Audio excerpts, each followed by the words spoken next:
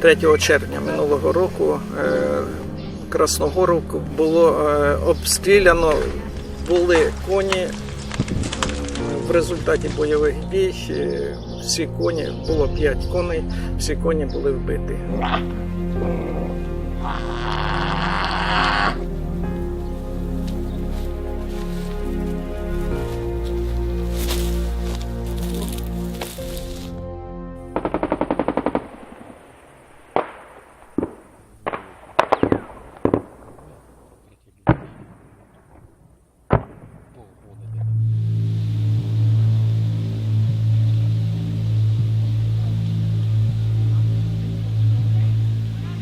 Останній обстріл був 26 серпня.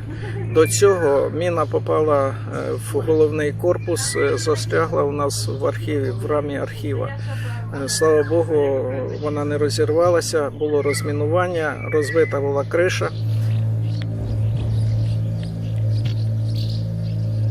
Порівняно з тим, що було в 2014-2015 році, зараз більш безпека обстрілів значно менше, вони є, дуже багато падають по полях, прильотів на територію містечка практично немає. Одиночні і то вночі.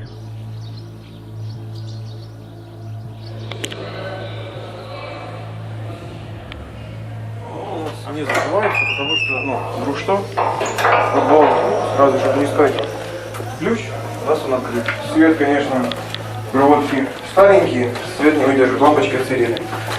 Вот такой у нас подвал, большой, местный. Вот 3 числа, июль месяц, мы здесь находились. Тут люди спали у нас 3 числа, также кто сидел, кто даже у нас пели, у нас есть певец Александр, он пел нам песни. Вот так поет четко. Це одна палка, друга палка. Це показано, що ми сюди не можемо заходити. Тут ми можемо працювати, тут працювати не можемо. Буває. Знаходиться одна міна. І ми практично не можемо сюди зайти. Де вона лежить? Було більше положено, дуже багато було положено. Потім військові зняли, перенесли наперед їх, а залишилася одна. Оце горе в мене, що не можемо обробляти цілком поле.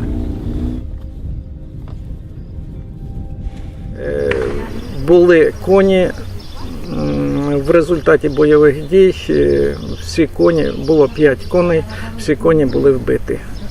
Падали міни на території ферми, коні знаходились на вулиці, і як результат були поранення, які несумісні з життям. Вибрукувати прийшлося. 3 червня минулого року Красногорівку було було обстріляно на протязі десь 13 годин. Летіло все тяжке, що може летіти. Крім всього, били і градами.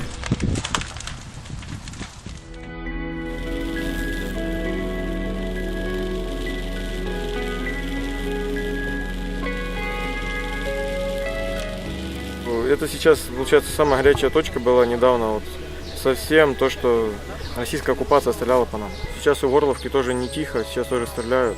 Как и остались мы людьми, так и остались. Только немножко у нас война. А так все замечательно. Я к войне отношусь нейтрально, я не боюсь войны. Когда у нас стреляли, я никогда не ходил в подвал. Я видел трупы, у нас убивали людей, но...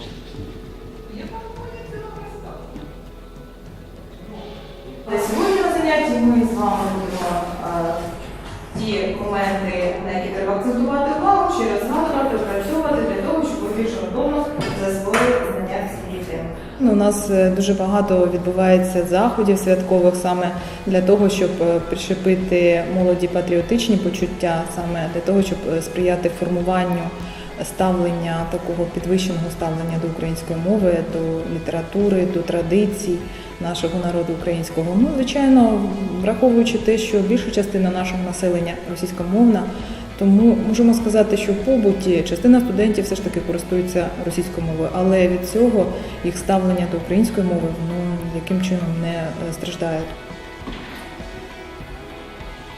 Сильно рассчитаете, что будете забрать завтра после государения? Совсем. С паспортом, вы не знаете. Это первый раз. Нет, делал. И меня будут по телевизору показывать, да?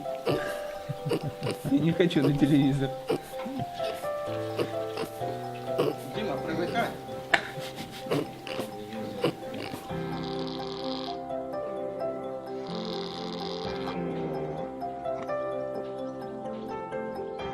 Все залежить від кількості об'єктів живих, з якими ми працюємо, і кількості студентів. Я вважаю, що для того, щоб кожен студент відпрацьовував навички, то повинно, звісно, хоча б голів 10 кожному хоч.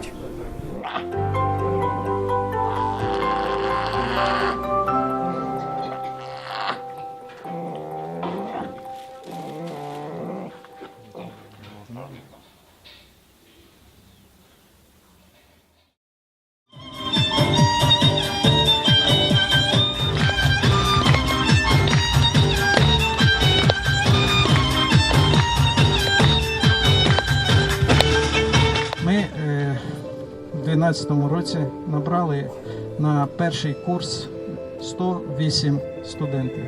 Випускаємо 48. Це печаль моя, печаль наших викладачів, що так сталося, почалася війна. Дуже тяжко прийшлося нашим нинішнім випускникам, але ми зібралися для того, щоб привітати їх із закінченням